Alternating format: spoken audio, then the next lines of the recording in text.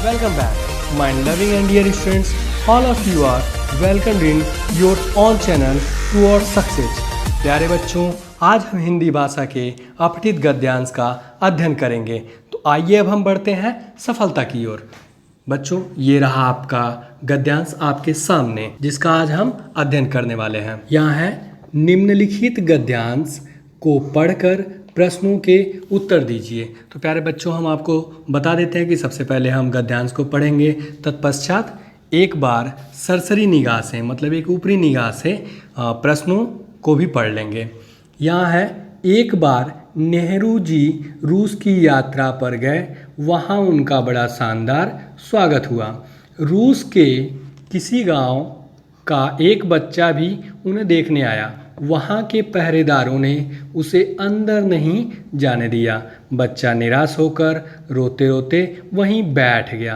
कुछ देर बाद नेहरू जी बाहर आए और बच्चे को रोता हुआ देखकर प्यार से पूछा, तुम क्यों रो रहे हो? बच्चे ने उत्तर दिया, मैं एक गरीब लड़का हूँ और दूर के एक गांव से नेहरू जी को देखने आया हूँ, पर पहरेदारों ने मुझे अंदर नहीं जाने दिया। नेहरू जी ने बच्चे को गले से लगा लिया और बच्चे को यह पता नहीं था कि वही नेहरू जी थे, फिर भी उसने उन्हें फूलों का गुलदस्ता दे दिया। नेहरू जी ने उस बच्चे को एक पेन और फोटो उपहार में देते हुए कहा, मैं ही पंडित नेहरू हूँ और मुझे तुमसे मिलकर बहुत खुशी हुई। आशा है तुम भारत का नाम सदा याद रखोगे। प्यारे बच्चों, अब हम बढ़ते हैं प्रश्नों की तरफ और ये रहा आपका प्रश्न। नेहरू जी किस देश की यात्रा करने गए थे? अगला प्रश्न है, बच्चे ने अपने रोने का क्या कारण बताया? तीसरा प्रश्न है, बच्चे ने नेहरू जी को क्या दिया? अगले प्रश्न को देखते हैं हम, नेहरू जी ने उपहार में बच्चे को क्या दिया? फिर अगले प्रश्न को हम देखते हैं, शब्द अंदर का विलोम शब्द है। फिर अगला प्रश्न, और यह आपका रहा छठा प्रश्न, नेहरू जी ने बच्चे से क्या आशा किया? और आपका ये सातवां प्रश्न है, शब्द सदा का विलोम शब्द है। फिर अगले प्रश्न को हम देखते हैं, शब्द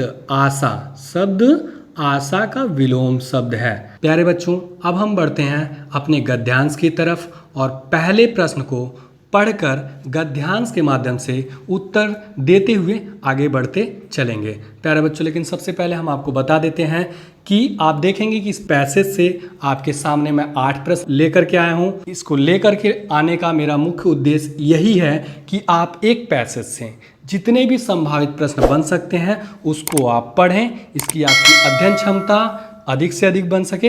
इसलिए मैं आपके सामने हर एक पैसेज से जितने संभावित प्रश्न बन सकते हैं उतने प्रश्नों को आपके सामने लेकर आया हूँ। ठीक है बच्चों, अब हम अपना पहला प्रश्न देखते हैं। ये रहा, नेहरू जी किस देश की यात्रा करने गए थे? अब हम अपने गद्यांश को देखते हैं। एक बार नेहरू जी रूस की यात्रा पर गए। कहाँ गए? रूस की यात्रा पर। तो ये आपका पहले प्रश्न का जो उत्तर होगा यहाँ से प्राप्त हो जाएगा। तो हम अपना विकल्प देखते हैं, अमेरिका नहीं गए थे। वो कहाँ गए थे? रूस गए थे। इस प्रकार से प्रश्न 1 का जो सही आंसर होगा वो आपका आंसर बी होगा। अब हम बढ़ते हैं अगले प्रश्न की तरफ। अगला प्रश्न है, बच्चे ने अपने रोने का क्या कारण बताया? अब हम अपने गद्यांश को देखते हैं कि बच्चे का रोने का कारण हमें कहाँ से प्राप्त होता है। वहाँ उनका बड़ा शानदार स्वागत हुआ। वहाँ मतलब रूस में। किसका? नेहरू जी का। रूस के किसी गांव का एक बच्चा भी उन्हें देखने आया था। उन्हें किन्हें? नेहरू जी को देखने वहाँ पर आया, पर वहाँ के जो पहरेदारों ने उसे क्या किया? अंदर नहीं जाने दिया। बच्चा निराश होकर रोते रोते वहीं बैठ गया। तो हम आपको बता देते हैं कि बच्चों, बच्चा क्या था? नेहरू जी को देखने आया था और पहरेदारों द्वारा जब उसे रोक दिया गया तो इसी बात से वो निराश होकर के रोने लगा। तो उसके रोने का कारण हमको यहाँ पता चल गया कि वहाँ के पहरेदारों द्वारा जब उसे अंदर नहीं जाने दिया है।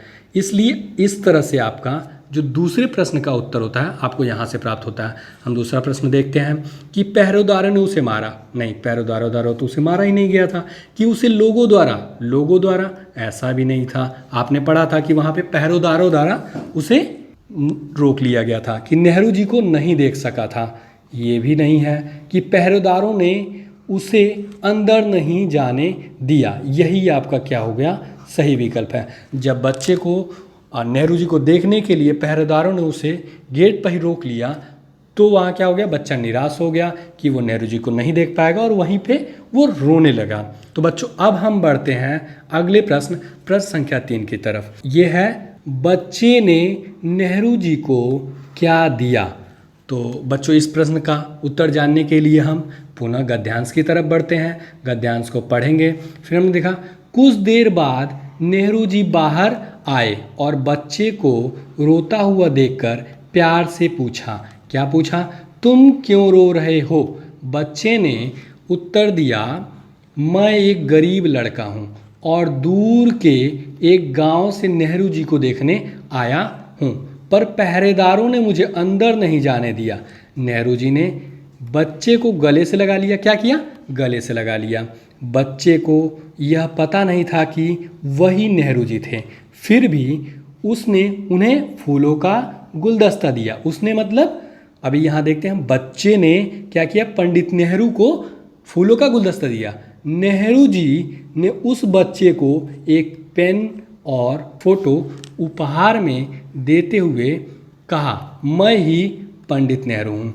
तो प्यारे बच्चों हम आपको बता देते हैं कि जो आपका प्रश्न संख्या 3 है कि बच्चे ने नेहरू को क्या दिया, तो यहाँ आपका है कि फिर भी उसने फूलों का गुलदस्ता, उसने मतलब यहाँ बच्चे के लिए उसने शब्द प्रयोग किया गया है। तो ये आपके जो प्रश्न संख्या 3 है उसका उत्तर आपको यहाँ से प्राप्त होता है। और हम बढ़ते हैं अपने प्रश्न की तरफ। देखते हैं हमारा प्रश्न है फूलों का हार। नहीं, ये तो गलत है।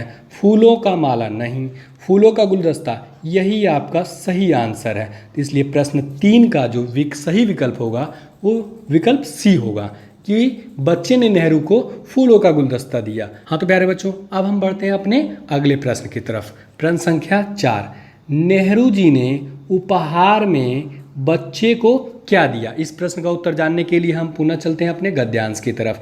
और गद्यांश में देखेंगे जैसे यहाँ था कि फिर भी उसने मतलब बच्चे ने उन्हें फूलों का, उन्हें मतलब नेहरू जी को गुलदस्ता दे दिया था।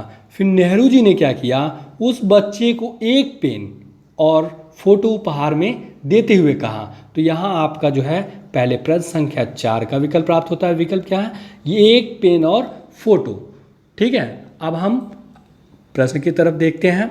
हमारे प्रश्न में है एक पेन और कॉपी। नहीं, ये तो पूरी तरह से गलत है। पेन तो था लेकिन उसके साथ क्या था, फोटो था साथ में। ठीक है बच्चों, फिर अगला ऑप्शन देखते हैं फूलों का गुलदस्ता। नहीं, ये भी गलत है। 10 रुपए का नोट, ये भी गलत है। एक पेन और फोटो, तो नेहरू जी ने बच्चे को उपहार स्वरूप क्या दिया था, एक पेन और फोटो दिया था। इसलिए आपका जो सही विकल्प होगा या सही आंसर होगा वो आंसर डी होगा प्रश्न संख्या 4 के लिए। तो बच्चों अब हम बढ़ते हैं अपने अगले प्रश्न की तरफ। यहाँ है शब्द अंदर। शब्द अंदर का विलोम शब्द है बाहर, ऊपर, नीचे, गंदा। तो यहाँ हम आपको बच्चों बता देते हैं कि शब्द अंदर का सही विलोम शब्द क्या है। अंदर का क्या होता है, बाहर। यहाँ आपका हो जाता है अंदर का बाहर। तो यहाँ आपका प्रश्न संख्या 5 शब्द अंदर का विलोम शब्द बाहर होगा और इस प्रकार से आपका सही विकल्प होगा ए। लेकिन बच्चों इसके साथ मैं और बता देता हूँ कि ऊपर का क्या होता है। ऊपर का विलोम शब्द नीचे होगा और नीचे का क्या होगा, इस प्रकार से ऊपर, ऊपर हो जाएगा। फिर गंदा शब्द का, गंदा का साफ सुथरा आप कह सकते हैं। गंदा का साफ हो जाएगा साफ सुथरा। अब हम बच्चों बढ़ते हैं अपने अगले प्रश्न की तरफ। अगला प्रश्न है हमारे सामने, नेहरू जी ने बच्चे से क्या आशा किया। इस प्रश्न का उत्तर जानने के लिए हम पुनः बढ़ते हैं अपने गद्यांश की तरफ। उपहार में देते हुए कहा, मैं ही पंडित नेहरू हूँ और मुझे तुमसे मिलकर बहुत खुशी हुई। मुझे तुमसे मतलब नेहरू जी को बच्चे से मिलकर बहुत खुशी हुई। और उन्होंने कहा आशा है तुम भारत का नाम याद रखोगे। क्या? सदा याद रखोगे। भारत का नाम अर्थात कि भारत को सदा याद रखोगे। यहाँ से आपका जो प्रश्न संख्या 6 है उसका आपको उत्तर प्राप्त होता है। और अब हम देखते हैं अपने प्रश्न संख्या 6 को और सही विकल्प का चयन करते हैं कि वह नेहरू से मुलाकात को सदा याद रखेगा। नहीं, ऐसा तो उन्होंने नहीं कहा था। कि वह नेहरू जी को सदा याद रखेगा। नहीं, ऐसा भी नहीं कहा था। यहाँ नेहरू जी को याद रखना और यहाँ है उनकी मुलाकात को याद रखना, ये भी नहीं कहा था उन्होंने। कि वह नेहरू के द्वारा दिए गए उपहार को सदा याद रखेगा। नहीं, ये भी गलत है। कि वह भारत को सदा याद रखेगा।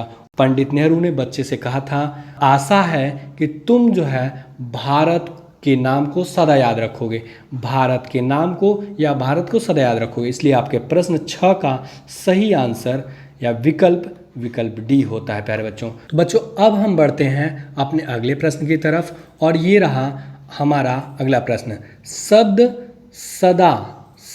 सदा का विलोम शब्द है, सदैव नहीं। ये तो सदा का क्या है? समानार्थी शब्द है। ये क्या है? समानार्थी शब्द है।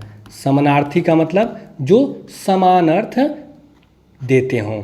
ठीक है, सदा का मतलब कभी नहीं। फिर अगला देखते हैं हमेशा, ये भी नहीं हुआ क्योंकि ये भी क्या है? सदा सदैव का क्या है? समानार्थी शब्द है। आशा का आशा भी नहीं होता है। आशा का मतलब एक तरह से उम्मीद हो जाती है, तो इसका विलोम शब्द हो जाता है निराशा।